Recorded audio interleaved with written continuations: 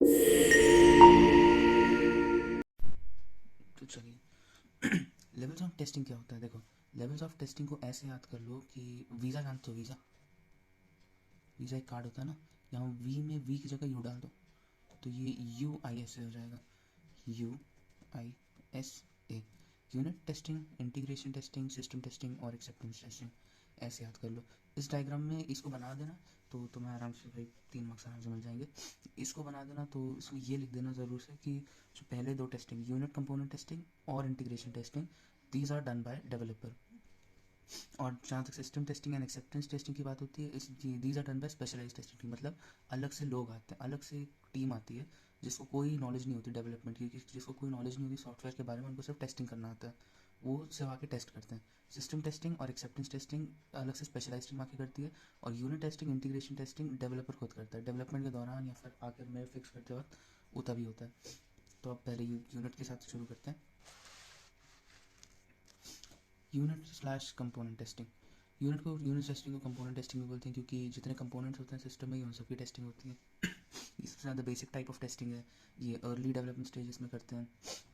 और यूनिट का मतलब कैसे, मैं चलो ठीक है, ये ऐसे समझो कि एक पूरा सिस्टम है, उसमें बहुत सारे यूनिट्स बने, बहुत सारे कंपोनेंट्स बने, बहुत सारे मॉड्यूल्स बने, सब इंटरकनेक्टेड है, सब एक साथ काम कर रहे हैं, तभी सिस्टम फंक्शन कर पा रहा है। अब मानो मैं इसमें से ये वाले कंपोनेंट को उठा के आइसोलेट कर दूँ, मतलब अलग से निकाल दूँ, और बाकी जो कंपोनेंट्स हैं उनकी जगह पे मैं डमीज बैठा दूँ, तो ये आइसोलेशन हो जाएगा। अब मैं इसकी यूनिट टेस्टिंग कर पाऊंगा। यूनिट टेस्टिंग मतलब अकेले सिर्फ उसी को टेस्ट करना, और उसके जहाँ कनेक्शंस थे उन सबको रिप्लेस कर देना डमीज से। डमीज का मतलब स्टब्स हो सकता है, डमीज का मतलब ड्राइवर्स हो सकता है। स्टब्स और ड्राइवर्स क्या होता है वो अभी हम आगे जाके पढ़ेंगे। तो ये एक्सप्लेन कर देना कि यूनिट टेस्टिंग हमेशा आइसोलेशन में होती है।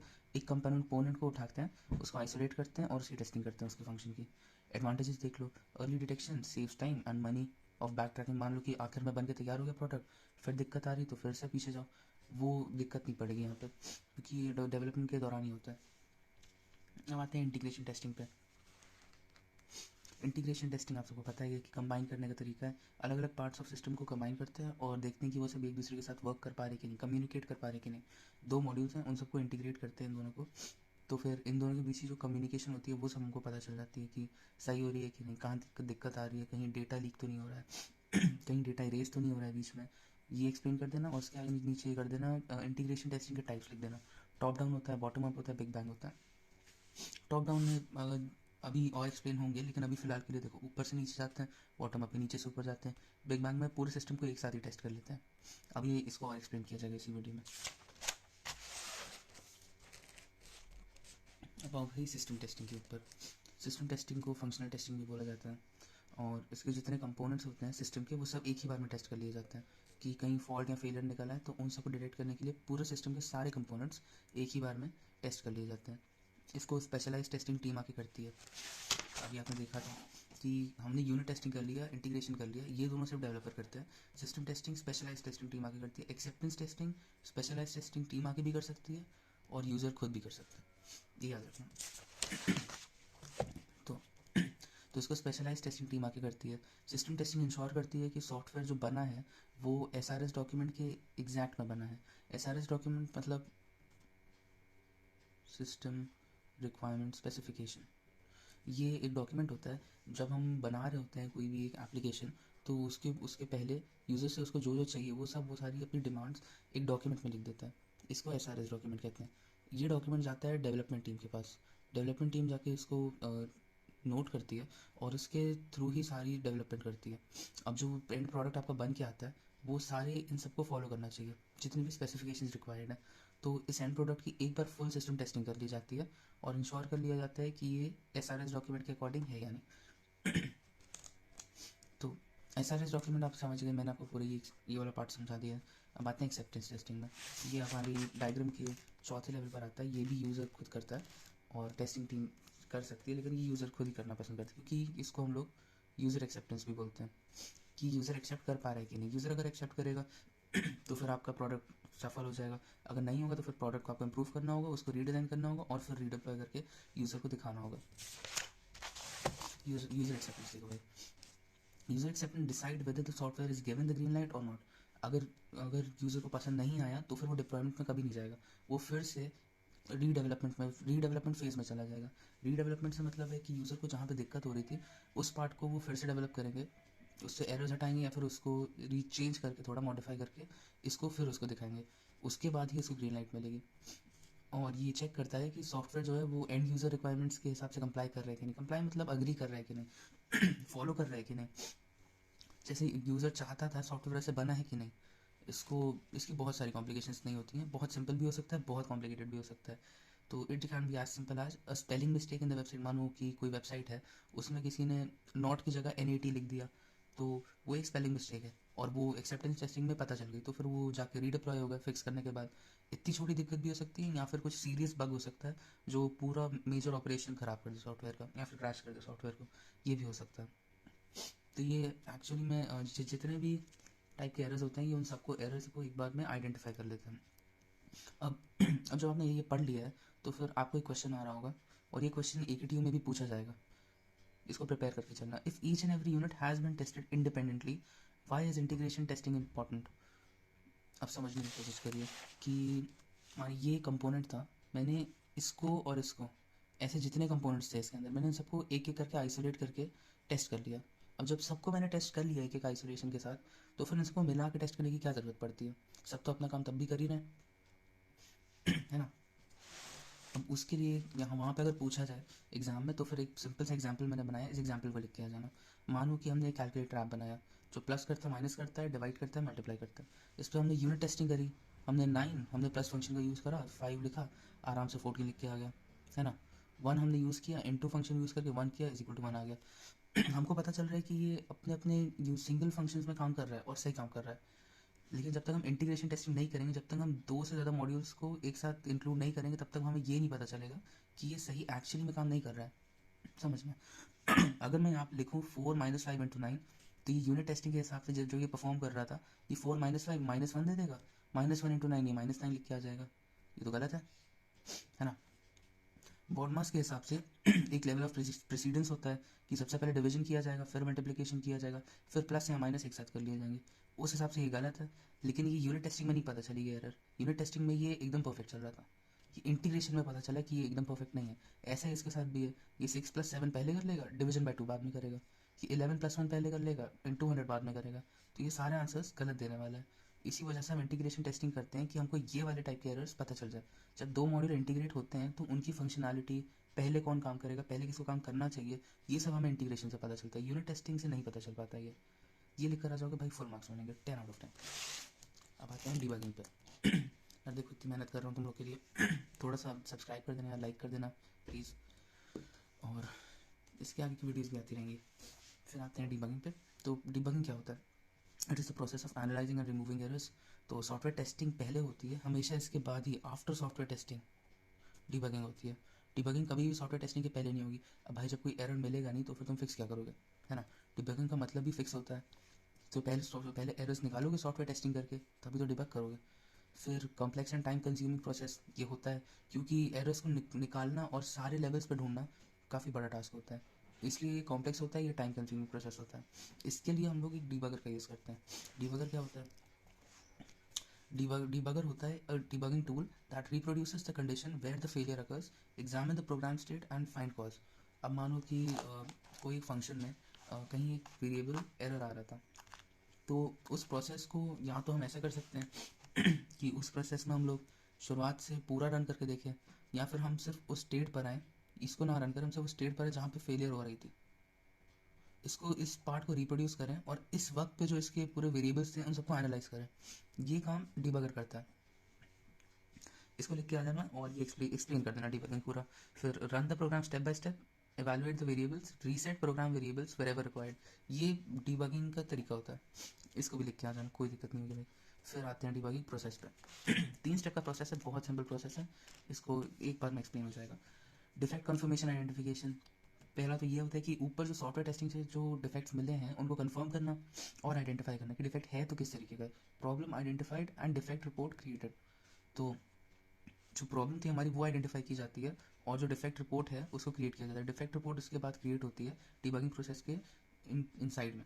अब हम लोग यहाँ पर आते हैं, what is expected behaviour minus actual behaviour. अब अगर कोई डिफेक्ट है सिस्टम में, तो फिर उसमें ये पता चल जाएगा कि आप जो चाहते थे वो करना और जो वो एक्चुअली में कर रहा है, इन दोनों के बीच में डिफरेंस होगा ना। तो expected behaviour minus actual behaviour is equal to defect. इसको भी लिख के जाना, ये बहुत सिंपल सा फॉर्मूला है, expected behaviour minus actual behaviour. जो हम चाहते थे वो करे और जो वो एक्चुअली कर रहा है, इन दोनों के बीच में जो डिफरेंस है वही हमारा डिफेक्ट है। अब वो डिफेक्ट मिल गया, अब हम आते हैं डिफेक्ट एनालिसिस पे कि डिफेक्ट हुआ तो क्यों हुआ, उसका रूट कॉज क्या था, find out the root cause of the problem. और जो हमने अभी डिबगर बताया था, use debuggers to reproduce failure scenario, उसके बाद एनालाइज करना सारे सिस्टम वेरिएबल्स को और उसके बाद रीसेट करना सिस्टम वेरिएबल्स को जहाँ जहाँ ज़रूरत है। अब हमने डिफेक्ट एनालाइज कर लिया, हमने डिफेक्ट आइडेंटिफाई कर लिया, अब डिफेक्ट को फिक्स करने की बारी आती है। तो defect is found plus fixed. अब ये दो क्वेश्चन आते हैं कि does the software work correctly now. जब हमने डिफेक्ट फिक्स कर दिया तो हम लोग उसको रीरन करके देखेंगे सॉफ्टवेयर को कि वो अब अभी भी सही से काम कर रहा है कि नहीं। और एक और क्वेश्चन कि जो हमने सॉल्यूशन इंप्लीमेंट किया है इस डिफेक्ट को फिक्स करने के लिए, इसने कोई अनदर प्रॉब्लम तो खड़ी नहीं कर दी क्वेश्चन में, कि हमने मानो कोई एक सोल्यूशन किया एक बग का और उसकी वजह से दूसरे स्क्रीन में कहीं दिक्कत आने लगी। तो ऐसा नहीं होना चाहिए। इसको फिक्स करने के लिए आता है रिग्रेशन टेस्टिंग। इसको पढ़ लेना, रिग्रेशन टेस्टिंग। हम लोग बस यहाँ पे एग्जांपल में लिख देना कि डिफेक्ट फिक्सिंग में एग्जांपल में रिग्रेशन टेस्टिंग। जब हम लोग सोल्यूशन इंप्लीमेंट कर देते हैं तो फिर दूसरी कोई प्रॉब्लम ना खड़ी हो जाए, इसको एनालाइज करने के लिए हम लोग रिग्रेशन टेस्टिंग यूज़ करते हैं। ये आपका डिबगिंग प्रोसेस हो गया और डिबगिंग हो गया। आ गया। अब यहाँ इंटीग्रेशन टेस्टिंग के अप्रोचेस देख लो। इंटीग्रेशन टेस्टिंग के अप्रोचेस में 3 टाइप के इंटीग्रेशन होते हैं। ये इंटीग्रेशन टेस्टिंग नहीं है, ये इंटीग्रेशन के तरीके हैं। हम लोग जब दो मॉड्यूल्स को इंटीग्रेट करते हैं उनको करने के तरीके होते हैं। तो ये उनमें से है, एक पहला डिकम्पोजिशन बेस्ड इंटीग्रेशन, दूसरा है कॉल ग्राफ बेस्ड इंटीग्रेशन, तीसरा है पाथ बेस्ड इंटीग्रेशन मेथड। ये तीनों मेथड याद रखना। पहला देख लो डिकम्पोजिशन बेस्ड इंटीग्रेशन। एक मेथड है सिस्टम को बहुत सारे फंक्शनल कंपोनेंट्स में ब्रेक करने का, और इस तरीके में ब्रेक करने का कि सिस्टम हमारे एक ट्री के अंदर कन्वर्ट हो जाए, और इस ट्री में जितने भी लिंक्स हैं, ये सारे नोड्स हैं, ये सब अलग अलग फंक्शनल कंपोनेंट हैं, और इनके बीच की जो लिंक्स हैं ये इनका कॉलिंग सीक्वेंस। मतलब कि तुमने एक बड़ा सा सिस्टम डिज़ाइन उठाया, तुमने उसमें देखा कि जो मेन कंपोनेंट है वो इन चारों को कॉल कर रहा है, तो तुमने इन सबको नीचे रखा, और सिंस वो कॉल कर रहा है तुमने इन सबको लिंकिंग सीक्वेंस से ऐसे लिंक कर दिया। देखा कि बी किसको कॉल कर रहा है, उसको लिंक किया, सी दो लोगों को कॉल कर रहा है, उनको लिंक कर दिया। इस तरीके से हमारी ट्री टाइप का स्ट्रक्चर क्रिएट हो गया। अब ये स्ट्रक्चर हमारे पास आ गया है, तो इसके दो टाइप्स होते हैं। हमारे डिकम्पोजिशन बेस्ड इंटीग्रेशन के दो टाइप्स होते हैं। पहला होता है नॉन इंक्रीमेंटल इंटीग्रेशन टेस्टिंग, और दूसरा इंक्रीमेंटल इंटीग्रेशन टेस्टिंग। अब यहाँ पर इंटीग्रेशन टेस्टिंग बात आ गई है। हम लोग यहाँ पर अभी इंटीग्रेशन सीख रहे थे, अब यहाँ पर हम लोग इसके टेस्टिंग में पार्ट आ जाते हैं। पहले तो देख लो नॉन इंक्रीमेंटल क्या होता है। नॉन इंक्रीमेंटल का मतलब ही यूनिट टेस्टिंग होती है। All untested modules are combined together into a single unit and then tested at once. इसको बिग बैंग टेस्टिंग भी बोलते हैं। मैंने अभी पीछे बताया था आपको कि बिग बैंग टेस्टिंग क्या होता है। वो एक बार में जितने मॉड्यूल्स होते हैं टेस्टेड, उन सबको एक साथ रख लेते हैं और उन सबको एक बार में टेस्ट कर देते हैं। ये प्रैक्टिकल नहीं है, क्योंकि सब अब तुम इतने सारे मॉड्यूल्स एक बार में टेस्ट कर रहे हो तो कहीं ना कहीं तो प्रॉब्लम निकलेगी। अब प्रॉब्लम निकलेगी कहाँ, उसको फाइंड करना बहुत मुश्किल होता है यहाँ पे। इसलिए ये इतना प्रैक्टिकल नहीं है, लेकिन ये है एक टाइप, इसको लिख के आ जाना। ये डिकम्पोजिशन बेस्ड इंटीग्रेशन का टाइप है, नॉन इंक्रीमेंटल। अब आते हैं इंक्रीमेंटल में, इसमें अलग अलग टाइप्स आते हैं। इंक्रीमेंटल इंटीग्रेशन टेस्टिंग, इसको स्टार्ट करते हैं यूनिट टेस्टिंग 1 मॉड्यूल से। उसमें पूरे सिस्टम की टेस्टिंग हो रही थी, इसमें सिर्फ एक मॉड्यूल की टेस्टिंग होगी, उसके बाद हम लोग इसको किसी और से ज्वाइन करेंगे। Then increment the number of modules. हम लोग नंबर ऑफ मॉड्यूल्स अभी 1 था, हमने दूसरी जोड़ी और फिर हमने इस पूरे जो कॉम्बिनेशन है उसको टेस्ट किया। अब हम लोग इसको इंक्रीमेंट करेंगे और टेस्ट करते रहेंगे। हम तीसरी मॉड्यूल जोड़ेंगे, फिर टेस्ट करेंगे, चौथी जोड़ेंगे, फिर टेस्ट करेंगे। आप समझ रहे हो? तो ऐसी इंक्रीमेंटल टेस्टिंग ऐसे काम करती है कि एक के बाद एक मॉड्यूल जोड़ते जाते हैं और टेस्ट करते जाते हैं। वो मॉड्यूल कैसे सेलेक्ट करते हैं अब हम लोग वो बताएंगे, कि जो हम लोग को नेक्स्ट मॉड्यूल सेलेक्ट करनी है उसको सेलेक्ट करने के भी तरीके हैं। तो इसमें टाइप्स ऑफ इंक्रीमेंटेशन है। एक होता है top down. Top down integration testing आपको पता ही है, ये वही है, इसको बस एक्सप्लेन करके लिख देना यहाँ पे। कि एक बड़ा सा सिस्टम डिज़ाइन में कॉम्प्लेक्स मॉड्यूल होता है, उसको सिंपल मॉड्यूल्स में डिवाइड होता है और वो और सिंपल हो जाता है। जहाँ तक कि ये सब बेसिक मॉड्यूल्स होते हैं, ये बेसिक यूनिट्स होती हैं। टॉप डाउन में हम लोग सबसे पहले कॉम्प्लेक्स को टेस्ट करेंगे। Complex modules are tested first, then integrated with beneath modules. तो कॉम्प्लेक्स मॉड्यूल को टेस्ट किया, फिर इसको टेस्ट किया, इन तीनों को इंटीग्रेट करके, फिर इस पार्ट को इंटीग्रेट करके टेस्ट किया, और फिर इस पार्ट को इंटीग्रेट करके टेस्ट किया। तो हम लोग को जब इसको टेस्ट करना होता है तो हम लोग नीचे वाला पार्ट की ज़रूरत भी तो पड़ेगी। अब ये देखो कि ऐसे काम करता है टॉप डाउन कि हमने इसको टेस्ट किया, लेकिन इसको ज़रूरत है इसकी और इसकी, तो हम लोग इनकी जगह हम लोग डमी बैठा देते हैं कि काम वही करे, लेकिन हम इसको एक्चुअली टेस्ट नहीं कर रहे, हम लोग सिर्फ इसको टेस्ट कर रहे हैं। तो इनके डमी को हम कहते हैं स्टब्स, इसको याद कर लेना, इसको कहते हैं स्टब्स। अब जब ये नहीं आ रहे हैं क्योंकि हम लोग इनको सिर्फ एक डमी बैठाना है इनकी जगह पे, क्योंकि हम लोग एक्चुअल टेस्टिंग इसकी कर रहे हैं, तो हम लोग स्टब्स इनकी जगह रख देते हैं। और जब इनको टेस्ट करने की बारी आएगी तो फिर हम लोग यहाँ पे स्टब्स रख देंगे। तो जब हम लोग नीचे जाते जाते हैं तो नीचे वाले पार्ट में स्टब्स रखते जाते हैं। टॉप डाउन इंटीग्रेशन में स्टब्स का यूज़ होता है। अभी स्टब्स क्या होते हैं वो मैं अभी एक्सप्लेन कर दूंगा थोड़ी देर में। अब आते हैं बॉटम अप इंटीग्रेशन में। अब यहाँ पे हमको नीचे से शुरू करना है और हम लोग को नीचे वाले जो मॉड्यूल है उसके लिए एक ड्राइवर डिज़ाइन करना है। वो ड्राइवर एक्चुअली में हमारा टेस्ट नहीं होगा, वो ऑपरेट नहीं करेगा। हम लोग को बस नीचे वाले मॉड्यूल के हिसाब से एक ड्राइवर डिज़ाइन करना है और इन दोनों को टेस्ट करना है।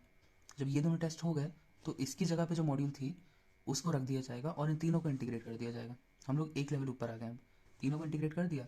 अब इसके ऊपर जो मॉड्यूल थी वहाँ पर ड्राइवर रख दिया जाएगा। फिर से समझो, हम लोग ने इसको टेस्ट किया, लेकिन इनको टेस्ट करने के लिए हमको एक ड्राइवर की ज़रूरत पड़ रही थी। हमको एक्चुअली इस मॉड्यूल की ज़रूरत पड़ रही थी। हमको ड्राइवर की ज़रूरत पहले नहीं पड़ी, हमको इस मॉड्यूल की ज़रूरत पड़ रही थी। लेकिन हम लोग को ये टेस्ट नहीं करना है, इसलिए हम लोग इसको इंक्लूड नहीं करेंगे। इसकी जगह हम लोग ड्राइवर इंक्लूड करेंगे। ये डायग्राम आप देखो कि हमने start with lowest level modules किया, हमने नीचे वाले लेवल के से स्टार्ट किया, ये हमारा स्ट्रक्चर था। तो हम लोग यहाँ से हमने ऊपर वाले पार्ट की जगह एक ड्राइवर रख दिया और इन दोनों को टेस्ट कर लिया। इन दोनों की टेस्टिंग हो गई तो फिर हम लोग नेक्स्ट पार्ट में पहुँचे। इतना बड़ा डायग्राम हमने अभी इन दोनों को किया है, अब हम इसको भी कंप्लीट कर लेते हैं। तो हमने इन दोनों का टेस्ट किया और इसके ऊपर वाली जो मॉड्यूल थी इसकी जगह इसका ड्राइवर रख दिया। अब इन दोनों का हो गया। अब हमने इसकी जगह याद रखा था ना कि हमने ड्राइवर फॉर 6 यहाँ पे यूज़ किया था, तो हम लोग अब 6 को रिप्लेस कर देंगे एक्चुअल मॉड्यूल से और इसके ऊपर जो था इस लेवल पे इसका ड्राइवर रख देंगे। तो हमने ये तीनों इंटीग्रेट कर लिए और इसका ड्राइवर यूज़ कर रहे हैं।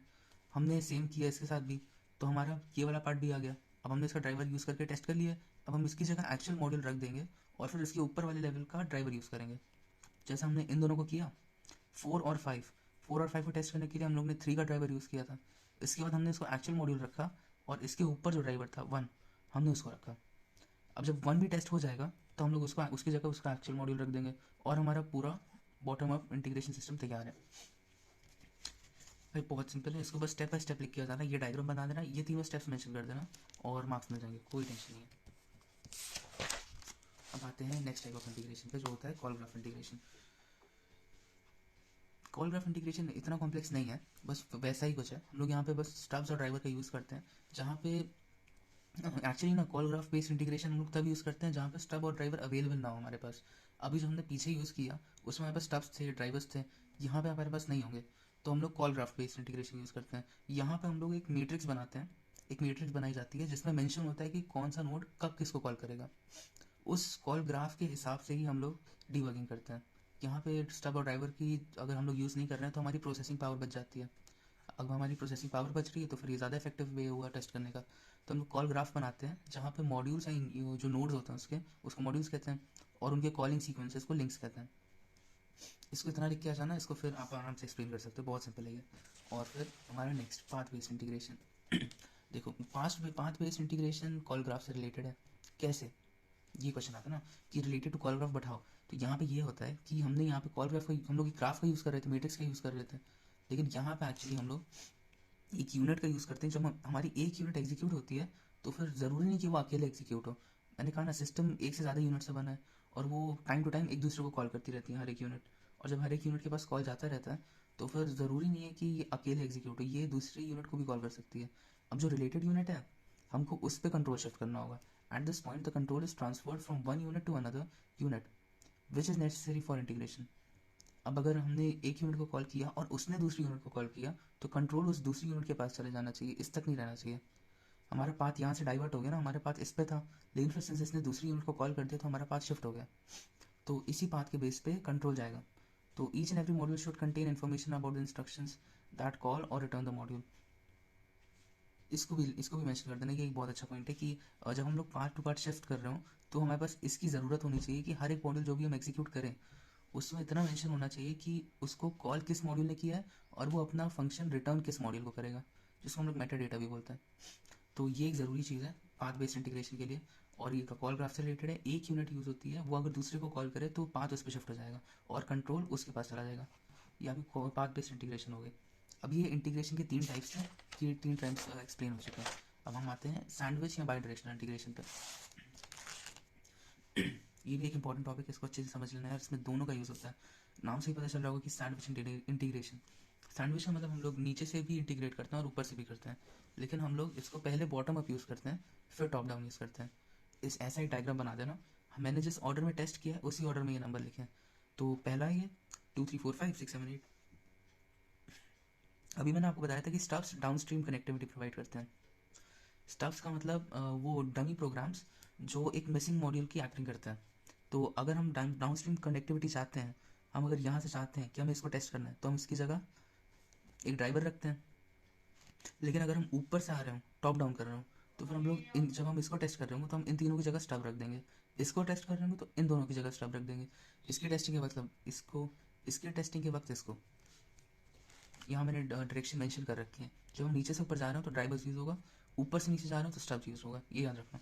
तो driver redirect request to other modules, ये बेसिकली ये भी एक डमी प्रोग्राम होता है जो दूसरी मॉड्यूल्स पे इधर उधर कर देता है रिक्वेस्ट को। क्योंकि हमको जब इसको चलाना है तो हमें इसका ड्राइवर चाहिए होगा। इसका ड्राइवर यहाँ पर है। अब वो अगर बड़ी मॉड्यूल पे है और हम उसको टेस्ट नहीं करना चाह रहे हैं तो हम उसकी जगह एक डमी मॉड्यूल रख देते हैं, उसको ड्राइवर कहते हैं, कि हमको इसको ऑन करने की ज़रूरत ना पड़े। क्योंकि एट द पॉइंट हम लोग एक समय पर सिर्फ इसी को टेस्ट कर रहे हैं ना। तो स्टब्स जो होते हैं वो एक मिसिंग मॉड्यूल की एक्टिंग करते हैं। तो हम लोग यहाँ पे जब हम लोग टेस्टिंग करनी शुरू करेंगे सैंडविच इंटीग्रेशन में, तो हम लोग ऐसा करेंगे कि मॉड्यूल 1 को सबसे पहले ड्राइवर से रिप्लेस कर दिया। ये हमारा ड्राइवर से रिप्लेस हो गया। अब हमारे जो पूरा सिस्टम है इसमें हमारा मेन मॉड्यूल ड्राइवर से रिप्लेस हो गया और सिर्फ इतने बचे हैं, है ना। तो हम लोग इन तीनों को टेस्ट करते हैं। इसको इसको और इसको ड्राइवर से रिप्लेस कर दिया। हमने सबसे बॉटम वाले टेस्ट कर लिया, फिर हम यहाँ पर आए, उसके बाद हमने इसको ड्राइवर से रिप्लेस किया और इन तीनों को टेस्ट कर लिया। अब टॉप डाउन पे आ जाओ। हम लोगों ने मॉड्यूल 2 3 4 5 को रिप्लेस कर दिया स्टब से, क्योंकि हम लोग इन तीनों को टेस्ट करेंगे इसके बेसिस पे। हमने पहले बॉटम देखो, ध्यान से समझना भाई, ये थोड़ा कन्फ्यूजिंग हो सकता है। हम लोगों ने फिर से समझा दे रहा हूँ कि ये जो ग्राफ लिखा है मैंने इसको देख लो एक बार। स्टेप 1 2 3 4 हम लोग जो मॉड्यूल टेस्ट कर रहे हैं, पहला मॉड्यूल 2 और 6 टेस्ट हुआ है ना। कैसे हुआ? हमने 2 और 6 को टेस्ट किया बॉटम अप से। हमने इसको टेस्ट किया, इसके लिए ड्राइवर रख दिया, फिर हमने इन दोनों को टेस्ट किया, इसके लिए ड्राइवर रख दिया। ये स्टेप 1 था, ठीक है। ये बॉटम अप हम गए, नीचे से इसको टेस्ट किया, इसके लिए ड्राइवर रख के, फिर इसको टेस्ट किया, इसके लिए ड्राइवर रख के। फिर आते स्टेप 2 पे, हमने 3-4 और 7 को एक साथ टेस्ट किया। मतलब हमने इन दोनों को टेस्ट किया इसका ड्राइवर रख के, और फिर हमने इन तीनों को टेस्ट किया इसका ड्राइवर रख के। आप समझ रहे हो? पहले हमने इसको टेस्ट किया था इसका ड्राइवर रख के, वैसे ही हमने इन दोनों को टेस्ट किया इसका ड्राइवर रख के। तो हम लोग नीचे से ऊपर जा रहे हैं और ऊपर वाले का ड्राइवर रखते जा रहे हैं। जब हम इन दोनों को इंटीग्रेट कर देते हैं तो हम लोग इन दोनों के ऊपर वाले की जगह ड्राइवर रख देते हैं। फिर हम इसको टेस्ट करते हैं और इसको टेस्ट करते हैं। फिर स्टेप 3 पे आओ, हम लोग 5 और 8 को टेस्ट कर रहे हैं। यहाँ पे 5 यहाँ है, 8 यहाँ है। तो हमने सबसे पहले इसको टेस्ट करने के लिए इस पर ड्राइवर रखा और इसकी टेस्टिंग करी। और जब इसकी टेस्टिंग हो गई है तो हमने इसको इंक्लूड कर लिया और इन दोनों की जगह इसका ड्राइवर रख के इन दोनों को टेस्ट कर लिया। तो अब आप एक पैटर्न फॉलो करते हुए देख पा रहे होगे कि हम नीचे वाले को टेस्ट करने के लिए उसके ऊपर का ड्राइवर रखते हैं, फिर इन दोनों को इंटीग्रेट करने के बाद इसके ऊपर वाले का ड्राइवर रख के इन तीनों को एक साथ टेस्ट करते हैं। अब हम लोग आते हैं, जब ये तीनों हो चुके हैं तो हम टॉप डाउन करते हैं। टॉप डाउन में क्या है? टॉप डाउन में 1 6 2 1 7 3 4 1 8 5 एक साथ टेस्ट हो रहे हैं। अब हमने 1 की जगह ड्राइवर हटा दिया, हमने मेन मॉड्यूल रख दिया। तो फिर हमने 1 के बाद 6 और 2 को भी यहाँ से टेस्ट किया। फिर हमने 1 के बाद 7 किया और 3 4 को भी एक साथ कर दिया। 1 के बाद 8 किया और 5 कर दिया। अब आप देख रहे हो कि हम ऊपर से नीचे जाते जा रहे हैं, 1 कर रहे हैं और इसके नीचे कर रहे हैं, क्योंकि हम लोग नीचे से ऑलरेडी आ चुके हैं ना सैंडविच के थ्रू। हम नीचे से ऑलरेडी आ चुके हैं बॉटम अप करके। हमने बॉटम अप के लिए ड्राइवर यूज़ कर लिया और ऊपर के लिए स्टब्स यूज़ कर लिया। ऐसे चलता है आपका बाई डायरेक्शनल या सैंडविच इंटीग्रेशन। इसको मेंशन करके आ जाना भाई। इसके लिए थोड़ी सी थ्योरी लिखनी पड़ेगी और ये डायग्राम बनाना मत भूलना। इस डायग्राम के साथ use of drivers, use of stub जरूर लिखना मत भूलना, क्योंकि ये दोनों काफ़ी इंपॉर्टेंट पार्ट हैं इसके। इसको लिख दोगे तो आराम से भाई सारे मार्क्स मिल जाएंगे। क्या मैंने एरोज भी मेंशन करे होंगे इस चीज़ के लिए कि इस पार्ट के लिए हम बॉटम गए, इसके लिए बॉटम अप, इसके लिए बॉटम अप, आखिरी वाले के लिए टॉप डाउन। इसको मेंशन कर देना और मार्क्स कम जा रहे हैं। अब आते हैं हम नेक्स्ट लेवल ऑफ टेस्टिंग पे, सिस्टम टेस्टिंग। सिस्टम टेस्टिंग क्या होती है? सिस्टम टेस्टिंग एक ब्लैक बॉक्स टेस्टिंग टेक्निक होती है। इसमें हमको सोर्स कोड नहीं दिखता, हमको सिर्फ सिस्टम दिखता है। हम उसकी डायरेक्ट टेस्टिंग करते हैं, हम लोग को कोई कोड नहीं दिख रहा है यहाँ पे। हम लोग पूरे सिस्टम को एक साथ टेस्ट करते हैं। हम लोग एक्चुअली ये डेवलपर की टीम नहीं होती। अब मैंने आपको पहले भी बता चुका हूँ कि सिस्टम टेस्टिंग स्पेशलाइज टीम आगे करती है। सिर्फ यूनिट और इंटीग्रेशन डेवलपर खुद करता है। System testing, acceptance testing specialize team आगे करती है। ये फंक्शनल और नॉन फंक्शनल पार्ट को भी इंक्लूड करता है टेस्टिंग के अंदर। हम लोग पूरे सॉफ्टवेयर के कोड जो होते हैं, उनकी जितने फंक्शन होते हैं, हम लोग उन सबको एग्जीक्यूट करके देखते हैं। बेसिकली हम पूरे सिस्टम की एक्सरसाइज करते हैं। कि ये जितनी चीज़ें कर सकता है वो सारी चीज़ें इससे कराते हैं और चेक करते हैं कि ये परफॉर्म कर पा रहे हैं कि नहीं। सिस्टम टेस्टिंग के भी टाइप्स होते हैं, कुछ 6 टाइप्स होते हैं सिस्टम टेस्टिंग के, वो यहाँ पे मैं मेंशन करें, इसको देख लो एक बार। पहली होती है यूजेबिलिटी टेस्टिंग। सिस्टम टेस्टिंग में टाइप्स हैं। यूजेबिलिटी टेस्टिंग क्या करती है, यूजेबिलिटी चेक करती है, उसकी फ्लेक्सिबिलिटी चेक करती है, focus on users ease of use to the software, user कितने आसानी से सॉफ्टवेयर को यूज़ कर पा रहा है वो देखते हैं। सॉफ्टवेयर कितना फ्लेक्सिबल है, हैंडलिंग हो पा रही है अच्छी से कि नहीं, सॉफ्टवेयर यूज़र फ्रेंडली है कि नहीं, ये सब देखा जाता है इसमें। अब आते हैं हम लोग लोड टेस्टिंग पे। लोड टेस्टिंग क्या है, सिस्टम को कंटिन्यूस लोड के अंदर रखा जाता है कि उसके अंदर एरर और फॉल्ट अगर निकले तो उनको हम लोग इंस्पेक्ट करते हैं। अब कंटिन्यूस लोड का मतलब कोई हैवी इनपुट दे दिया, आप समझ रहे हो, कोई हैवी इनपुट दे दिया, कोई लंबा चौड़ा इनपुट दे दिया कि उसको प्रोसेस करने में कुछ आधा घंटा लग रहा है, उस आधे घंटे में अगर कोई एरर निकल आता है तो हम लोग उसको लोड टेस्टिंग में रिपोर्ट कर देते हैं। ऐसे काम करती है लोड। रिग्रेशन टेस्टिंग अभी मैंने आपको बताया था। Regression testing is done to make sure that all the defect patches do not create new bugs. हमने जब डिफेक्ट फिक्स कर दिए पैच के थ्रू तो वो कोई नया बग तो नहीं इंट्रोड्यूस कर रहा है, इसलिए हम लोग रिग्रेशन टेस्टिंग करते हैं। और अगर ये हम लोग करते रहेंगे बार बार, मतलब हर पैच के बाद एक टेस्टिंग करेंगे, तो बग फ्री तो रहेगा हमारा सॉफ्टवेयर, ईजी भी रहेगा वो। तो यूजेबिलिटी टेस्टिंग में ये 3 है, और यहाँ पर आ जाओ ये 3 और है। ये है रिकवरी टेस्टिंग। रिकवरी टेस्टिंग क्या होती है, software is put under failure conditions to check if it can form reliably and data recovery is possible. Recovery testing में हम लोग ये करते हैं कि हम लोग सॉफ्टवेयर को इंटेंशनली फेल करते हैं, उसके अंदर थोड़ा डेटा डाल के हम लोग उसको इंटेंशनली फेल करते हैं। फेल करने का मतलब है कि जब सॉफ्टवेयर फेल हो जाएगा तो उसके बाद वो रिकवर कर पाता है अपने फेलियर से कि नहीं, ये टेस्ट करना है हमको। हमको उसकी परफॉर्मेंस नहीं टेस्ट करनी, हमको उसकी रिकवरी कैपेबिलिटी को टेस्ट करना है। तो ये होती है रिकवरी टेस्टिंग। फिर आते हैं फंक्शनल टेस्टिंग में। अब एक फंक्शनल टेस्टिंग होती है कि आप सारे फंक्शन को एक साथ टेस्ट कर लो, और ये डिफरेंट टाइप की फंक्शनल टेस्टिंग है। इसमें डेवलपर जो होता है वो सारे फंक्शन को एक बार देखता है और सोचता है कि कोई फंक्शन हमारा छूट तो नहीं गया, कोई फीचर हमारा मिसिंग तो नहीं है हमारे सॉफ्टवेयर में। इसको फंक्शनल टेस्टिंग भी बोलते हैं। तो वो सारे जो मिसिंग फीचर्स होते हैं उनको लिख लेता है और उसको बाद में इम्प्लीमेंट कर देता है। और फिर आते हैं आखिरी टाइप हार्डवेयर सॉफ्टवेयर टेस्टिंग में। हार्डवेयर सॉफ्टवेयर टेस्टिंग में हार्डवेयर और सॉफ्टवेयर के बीच के कम्युनिकेशन इंटरेक्शन को देखा जाता है। तो ये कुछ टाइप्स आपके सिस्टम टेस्टिंग के, इनको याद कर लेना, इनको बस हेडिंग लिख देना और नीचे 3-3 लाइन लिख देना और आराम से एक पेज भर जाएगा। फिर एक थोड़े ये डिफरेंसेस देख लो टेस्टिंग और डिबगिंग के बीच में। टेस्टिंग देखो, टेस्टिंग होता है focuses on finding defects, testing को कहते हैं डिफेक्ट ढूंढने की प्रोसेस। डिबगिंग होता है डिफेक्ट्स को फिक्स करने का प्रोसेस। टेस्टिंग अंदर वाले लोग करते हैं, डेवलपर लोग। डिबगिंग सॉरी टेस्टिंग बाहर वाले लोग करते हैं, जिनको सॉफ्टवेयर के बारे में इतना नहीं पता होता है।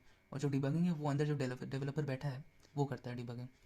क्योंकि एरर फिक्स करने के लिए तुमको सिस्टम के बारे में नॉलेज होनी चाहिए ना। अब जिसने बनाया है सिस्टम वही तो फिक्स कर पाएगा, जो टेस्ट करने बैठे हैं वो लोग तो नहीं कर पाते हैं क्योंकि उन लोग को इतनी नॉलेज नहीं है।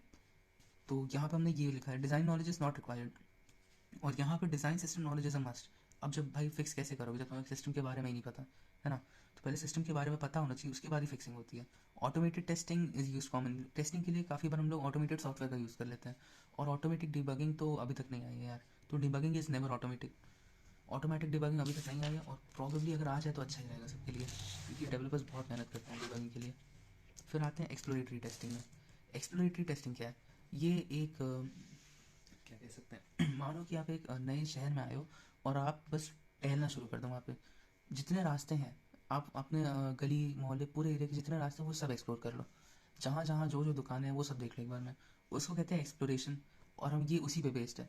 ये अनटेस्टेड अननोन अनस्टेबल सॉफ्टवेयर पे काम किया जाता है, कि किसी भी स्टेज पे कर सकते हैं हम लोग, बस एक्सप्लोर करते हैं जितना जहाँ जा सके, जहाँ जहाँ हम लोग जा सकें सॉफ्टवेयर के अंदर, हम लोग जितनी डेप्थ में जा सकें जितनी ब्रेथ में जा सकें हम लोग वहाँ वहाँ जाते हैं, और जितने फंक्शंस वहाँ वो कर सकता है वो सब हम लोग टेस्ट करते हैं। देख लो जितनी गलियाँ हो सकती हैं जितने फंक्शन हो सकते हैं वो सब हम एक बार में टेस्ट कर लेते हैं। तो ये काफ़ी क्रिएटिव मोड है क्योंकि हमको पता नहीं कि हमें आगे कहाँ जाना है, इसलिए हमको खुद ही डिसाइड करना होता है, हर स्टेप पे डिसाइड करना होता है। हर स्टेज पे हो सकता है इसीलिए हमको हर स्टेप पे करना होता है। इसकी भी अलग अलग टेक्निक्स हैं, बहुत बेसिक सी टेक्निक्स है, इसमें कुछ याद करने वाली बात नहीं, बस समझ के चले जाओ और आराम से लिख पाओगे। पहला है गेसेस, गेस कर लो कि कहाँ कहाँ दिक्कत आ सकती है ना, कि अगर कोई लॉगिन साइट है तो उसमें मेन दिक्कत कहाँ आएगी, लॉगिन में आएगी, और नीचे जो सोशल मीडिया हैंडल होते हैं वहाँ वहाँ दिक्कत आ सकती है। वो सारे गेस करके अपने आप से कर लेना टेस्ट। अब इसमें हमको पता है कि हमको गेस कैसे कर सकते हैं, जब हमें पास्ट हमको पता हो, जब हमने और किसी साइट को हमने टेस्ट किया हो, तो एक्सपीरियंस चाहिए होता है इसके लिए। या फिर तुम पहले जो डिफेक्ट आए हों इस सॉफ्टवेयर में उसको स्टडी कर लो तो पता चल जाएगा, स्टडी ऑफ पास्ट डिफेक्ट। या फिर तुम इसमें एरर हैंडलिंग डाल लो। अब अगर कहीं एरर एरर होता है सॉफ्टवेयर के अंदर तो फिर वो तुमको एक अच्छा सा मैसेज लिख के दे देगा किस टाइप का एरर हुआ है। इससे तुम एक्सप्लोर कर पाओगे कि कहाँ एरर हो रहा है, किस टाइप का एरर हो रहा है। डिस्कशंस कर लो, पूरी एक टीम बैठा लो कि 15-16 लोग आ जाएँ और वो लोग बोल दें कि चलो ठीक है बैठते हैं देखते हैं सॉफ्टवेयर है क्या, इसमें दिक्कतें कहाँ आ रही हैं।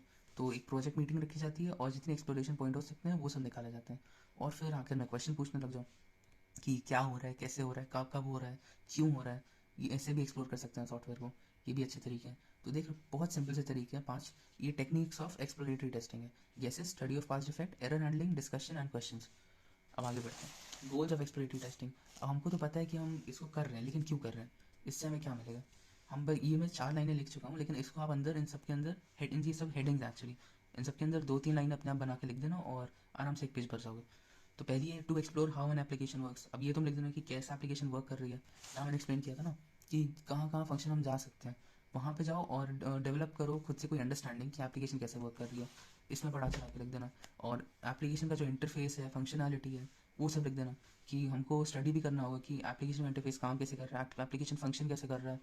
और हम लोग को अगर एक्सप्लोर करना है तो हमको सॉफ्टवेयर को उसकी लिमिट्स तक भी पुश करना होगा ना, कि वो फेल हो रहा है तो कहाँ फेल हो रहा है, और कौन कौन से एरिया में फेल हो रहा है, कैसे फेल हो रहा है। तो ये सारी चीज़ें भी एक्सप्लोर करने के वक्त आती हैं। और ऑफकोर्स अब टेस्टिंग है तो फिर बग्स तो फाइंड करना ही है, तो ये एक मेन गोल हो गया। ये 4 गोल हैं, इन सबको एक्सप्लेन करके लिख लेना और आराम से एक पेज भर जाएगा यार। अगर ये पूछा जाए तो फिर ये काफ़ी अच्छे अच्छे पॉइंट्स हैं, इनके नीचे बस बना के लिखना है। और यार सब्सक्राइब करना मत भूलना प्लीज़। फिर आते हैं टेस्ट डेटा पे। टेस्ट डेटा क्या होता है? Data used for testing a computer program. Data specifically identified, जो डेटा हम लोग जब कोई प्रोग्राम बनाते हैं तो उसको टेस्ट करने के लिए हम लोग कोई डेटा रखते हैं। मानो कैलकुलेटर है, तुमको कैलकुलेटर काम कर रहा है कि नहीं, उसके लिए तुमको एक डेटा रखना होगा ना। तो उसमें तुम ऐसे ही कोई नाम थोड़ी लिखने लग जाओगे, उसमें तुम नंबर लिखोगे अपने, 6+9 ऐसे कुछ भी लिख सकते हो। तो वो जो नंबर्स हम लोग आइडेंटिफाई कर रहे हैं, वो डेटा जो आइडेंटिफाई कर रहे हैं, उसको कहते हैं टेस्ट डेटा। जब हम उस पर टेस्ट कर रहे हैं तो हमारा 12, 13, 14 ये सब हमारा टेस्ट डेटा हो गया। Test data may be produced by the tester or by program. अब टेस्टर भी लिख सकता है जिसने प्रोग्राम बनाया हो, और खुद एक प्रोग्राम बना सकता है उस प्रोग्राम को एनालाइज करके। क्या होता है मैंने अभी बताया, test data is actually the input given to the program to see its response, कि वो कैसे रिस्पॉन्ड करेगा। टेस्ट डेटा हम लोग टेस्ट को कंफर्म करने के लिए भी यूज़ कर सकते हैं। कभी कभी हम लोग एकदम सही वैल्यूज डाल सकते हैं, ये चेक करने के लिए कि हमारा प्रोग्राम सही काम कर रहा है कि नहीं। अगर हम लोग सही वैल्यू डालेंगे तो कोई दिक्कत नहीं आनी चाहिए, तो हमारी वर्किंग जो होती है वो कंफर्म हो जाती है। और good testing data test all the scenarios, और poor testing data may not test all the scenarios. अब सिनेरियोज मतलब, गुड टेस्टिंग डेटा जो होता है वो प्रोग्राम को अच्छी खासी एक्सरसाइज करा देता है, उसके जहाँ जहाँ दिक्कत आ सकती है वो सारे एरिया टेस्ट कर देता है। और जो पुअर टेस्टिंग डेटा होता है वो सिर्फ 2-4 चीज़ें देखता है और वो अप्रूव कर देता है प्रोग्राम को। ये अच्छी बात नहीं होती, क्योंकि इसकी वजह से प्रोग्राम अगर बाद में कहीं कॉम्प्लेक्स सिचुएशन में फंस जाए तो वो ये चीज़ आइडेंटिफाई नहीं कर पाया था पहले, इसलिए इसको पुअर टेस्टिंग डेटा बोला जाता है। गुड टेस्टिंग डेटा ये सारी कॉम्प्लेक्स सिचुएशन भी आइडेंटिफाई कर लेता है, इसलिए इसको गुड टेस्टिंग डेटा बोला जाता है। अब टाइप्स ऑफ टेस्टिंग डेटा पे, तो ये है types of test data. Test data के टाइप्स होते हैं, अब मैंने तो बताया था, अब इसको एक बार थोड़ा एक्सप्लेन कर देते हैं। पहला टेस्ट डेटा का टाइप होता है कि नो डेटा, कुछ ना दो, देखो कि प्रोग्राम क्या करता है। जब हम कोई ब्लैंक फाइल देते हैं तो प्रोग्राम या तो एरर थ्रो कर देगा कि आपकी ब्लैंक फाइल है और हम कुछ रीड नहीं कर पा रहे हैं, तो इनपुट एक्सेप्शन टेस्ट करने के लिए हम लोग ब्लैंक फाइल दे सकते हैं।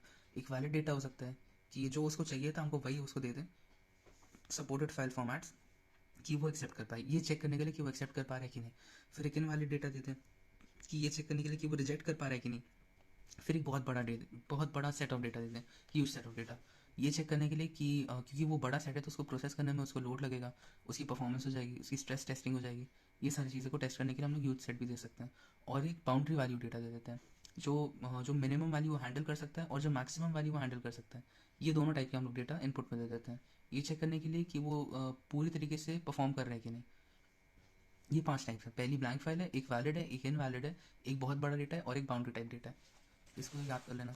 फिर आते हैं approaches to test data generation. अब टेस्ट डेटा जनरेट कैसे करते हैं हम लोग, process of created of a test set of data for testing the quality of software application को टेस्ट डेटा कहते हैं। टेस्ट डेटा जनरेशन होता है कि जो क्वालिटी सॉफ्टवेयर एप्लीकेशन है उसकी क्वालिटी चेक करने के लिए जो डेटा हम लोग जनरेट कर रहे हैं, इस प्रोसेस को कहते हैं टेस्ट डेटा जनरेशन। इसकी क्लासिफिकेशन हम लोग 4 अलग अलग टाइप में करते हैं। पहला है रैंडम टेस्ट डेटा जनरेटर, कोई भी डेटा निकाल दो उसमें। ये सिंपलेस्ट मेथड है क्योंकि कुछ भी निकालना होता है, हम लोग कोई भी इनपुट के लिए किसी भी प्रोग्राम के लिए जनरेट कर सकते हैं, क्योंकि डेटा हम लोग कुछ देख नहीं रहे, हम लोग ऐसे ही लिखते जा रहे हैं। तो प्रॉबिलिटी बेस्ड है, क्या पता आ जाए इसके काम का डेटा, क्या पता ना आए। और ये क्वालिटी डेटा हमको जनरेट करके नहीं देता है। क्यों नहीं जनरेट करके देता है? क्योंकि इसको नहीं पता कि ये कि प्रोग्राम करेगा क्या इसका, इसलिए कुछ भी जनरेट करके दे देता है।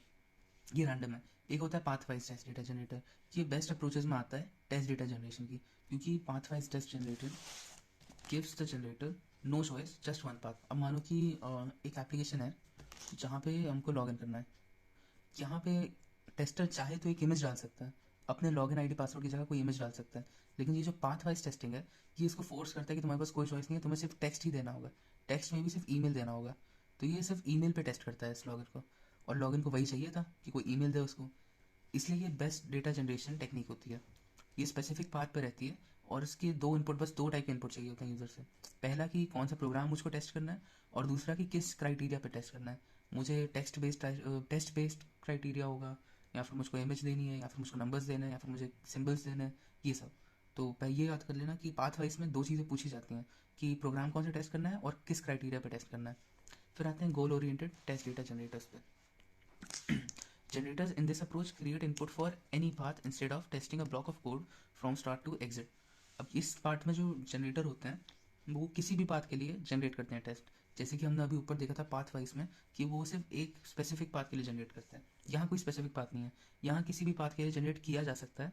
हम लोग डायरेक्टली ऐसे नहीं करते, लेकिन यहाँ पे जैसे कि एक ब्लॉक ऑफ कोड है, हम लोग उसके स्टार्ट से एग्जिट तक नहीं जाते हैं, हम लोग कहीं से भी जाके टेस्ट डेटा निकाल देते हैं। This generator can find any input for any path P which is a subset of path U। अब तुम किसी एक पाथ U से P पर आ गए हो, तो ये किसी भी U से P पर आने वाले पाथ को के लिए टेस्ट डेटा ये जनरेट कर सकता है। अब इसके अंदर आप ये दोनों चीज़ें स्टडी कर लेना, चेनिंग अप्रोच और असर्शन ओरिएंटेड अप्रोच। वैसे तो इसको एक्सप्लेन करने की ज़रूरत नहीं पड़नी चाहिए, क्योंकि ये already types of test data generation का पार्ट है। लेकिन अगर ये अलग से पूछ लिया जाए तो इसको पढ़ के चले जाना यार, और बस दो लाइन लिख देना और आपका काम भी हो जाएगा आराम से। अब ये फोर्थ और लास्ट टाइप है, intelligent test data generators. Intelligent test data generators क्यों है, कि इंटेलिजेंट क्यों है, पहली बात तो क्योंकि ये काफ़ी सोफिस्टिकेटेड एनालिसिस करते हैं हमारे कोड की। अब ये बेस्ट तरीका नहीं है, लेकिन ये सबसे ज़्यादा इंटेलिजेंट तरीका है, क्योंकि जो हमारा कोड है, अभी तक हम लोग क्या कर रहे थे, हम लोग सिर्फ कोई भी टेस्ट डेटा निकाल रहे थे और उसके बेस पर उसको टेस्ट कर रहे थे। इसमें हम क्या कर रहे हैं, हम पूरे कोड को एनालाइज कर रहे हैं, हम देख रहे हैं कौन से डेटा टाइप्स यूज़ हो रहे हैं, कौन से टाइप के वेरिएबल्स यूज़ हो रहे हैं, कितना ज़्यादा साइज में यूज़ हो रहे हैं, है ना। वो सब हम चेक कर रहे हैं, और उसके बेसिस पे हम लोग टेस्ट डेटा जनरेट कर रहे हैं।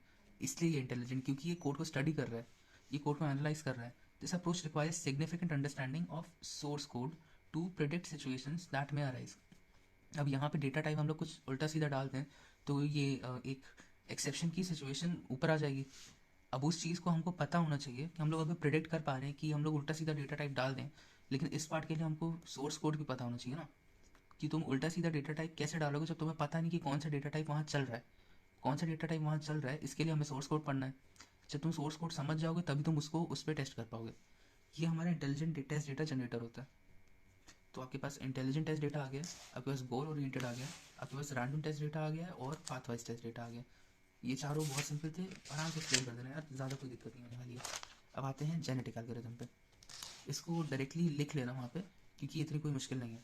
ये नेचुरल सिलेक्शन पे बेस्ड होती है, method for solving both constrained and unconstrained optimisation problems based on natural selection. Optimisation problems for constrained and unconstrained, मतलब कंस्ट्रेंड और अनकंस्ट्रेंड जो प्रॉब्लम होती है उनको ऑप्टिमाइज करने के तरीके को हम लोग यूज़ करते हैं, लेकिन नेचुरल सिलेक्शन पे बेस्ड होती है। ये नेचुरल सिलेक्शन एक जेनेटिक प्रिंसिपल है। नेचुरल सिलेक्शन पे हमेशा सिर्फ हम लोग मोस्ट हेल्थी क्रोमोसोम उठाते हैं, मोस्ट हेल्थी। हम लोग यहाँ पे इन आर्टिफिशियल इंटेलिजेंस इसके एप्लीकेशन देख लो। Genetic algorithm in artificial intelligence is use to solve complicated problems with more variables and more outcomes. अब एआई में बहुत सारे वेरिएबल्स होते हैं, क्योंकि वो ट्रेन की जाती है बहुत सारे वेरिएबल्स पे, तो इसलिए हम लोग उस पर जेनेटिक एल्गोरिथम का यूज़ करते हैं। फ्लो चार्ट एक बार समझ जाओ तो फिर समझ जाओगे तुम। स्टार्ट। अब आते हैं flow chart of genetic algorithm पे। तो पहला होता है स्टार्ट, फिर इनिशियलाइज द प्रोडक्शन। अब यहाँ प्रोडक्शन किस चीज़ की हो रही है, यहाँ प्रोडक्शन हो रही है टेस्ट डेटा की। टेस्ट डेटा जनरेट करने का ही तो तरीका है जेनेटिक एल्गोरिथम। तो इनिशियलाइज द प्रोडक्शन, फिर एक कंडीशन होती है। यहाँ पे तो test data is equal to 0, अभी कुछ नहीं जनरेट हुआ है। यहाँ यूजुअली कंडीशन ये हो सकती है कि जो हमारा टेस्ट डेटा है वो 500 के नीचे है कि नहीं, या फिर 1000 के नीचे है कि नहीं, कोई नंबर होगा यहाँ पर। फिर हम लोग वो चेक करेंगे कि is it the optimum solution, कि क्या ये जो हमने सॉल्यूशन निकाला है ये टेस्ट डेटा का ऑप्टिमल सॉल्यूशन है क्या। अगर ये नहीं है तो हम लोग सिलेक्शन करेंगे, फिर क्रॉस ओवर करेंगे, जो भी हम लोग दो टेस्ट डेटा सेलेक्ट कर चुके होंगे उन दोनों का क्रॉस ओवर करेंगे, फिर एक म्यूटेशन होगा और हम इसको ऐड कर देंगे हमारे टेस्ट डेटा में। जो म्यूटेटेड टेस्ट डेटा आएगा ये हम लोग ऐड कर देंगे यहाँ पे। अब ये 1 हो जाएगा, है ना। अभी T is equal to T plus 1 की वजह से ये यहाँ पे टी इज इक्वल टू 0 की जगह टी इज इक्वल टू 1 आ जाएगा। अब ये यहाँ पे चेक करेंगे ये ऑप्टिमम सोल्यूशन है क्या। अगर ये निकाला है तो फिर रुक जाओ, नहीं तो इस पर ये कंटिन्यू होता रहता है। तो ये हो गया आपका जेनेटिक एल्गोरिथम और ये हो गई उसकी फ्लो चार्ट। अब आते हैं हमारे आखिरी टॉपिक पे जो है टेस्ट प्लान।